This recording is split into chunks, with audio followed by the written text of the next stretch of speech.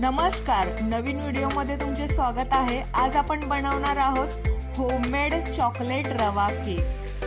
सगळ्यांचा आवडता आणि बनवण्यासाठी सोपा असा चॉकलेट रवा केक। आपण 1 वाटी तूप घेतलेला आहे, 1 वाटी पिठी साखर घेतलेली आहे, 1 वाटी दही घेतलेला आहे। सर्व जिन्नस छानपैकी फेटून घ्यायचे आहेत। सगळे व्यवस्थित मिक्स झाले पाहिजे। आता 1.5 वाटी रवा घेतलेला आहे। रवाही त्यात छानपैकी मिक्स करून घेतलेला आहे। बारीक रवा घ्यायचा आहे। जाड रवा जर तुम्ही घेत असाल तर तो मिक्सरला तुम्हाला वाटावा लागेल। त्यानंतर त्यात आपण अर्धी वाटी दूध घेतलेला आहे।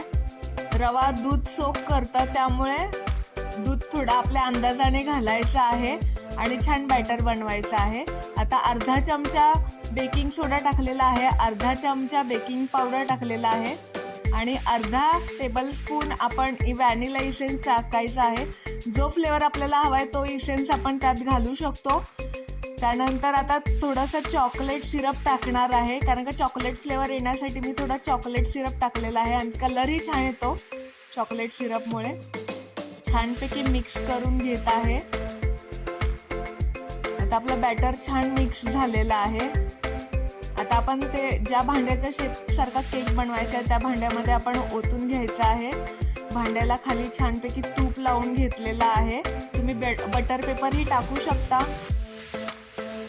बॅटर टाकून मी आता टॅप टॅप करून घेत आहे, कारण का त्याच्यामध्ये बबल्स राहतात, मग केकला तसा शेप येतो। आता आपण कुकरमध्ये केक लावणार आहोत। खाली पाणी टाकायचं नाही आहे। एक जाळी टाकून कुकर लावायचा आहे।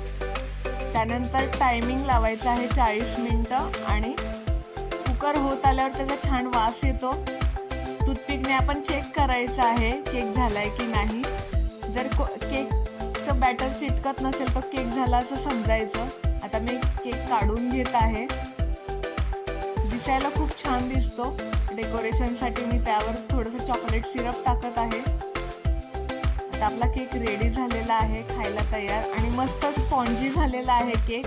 तुम्ही नक्की एकदा घरी ट्राय करून बघा, तुमच्या मुलांना नक्की आवडेल। Thank you. परत भेटू।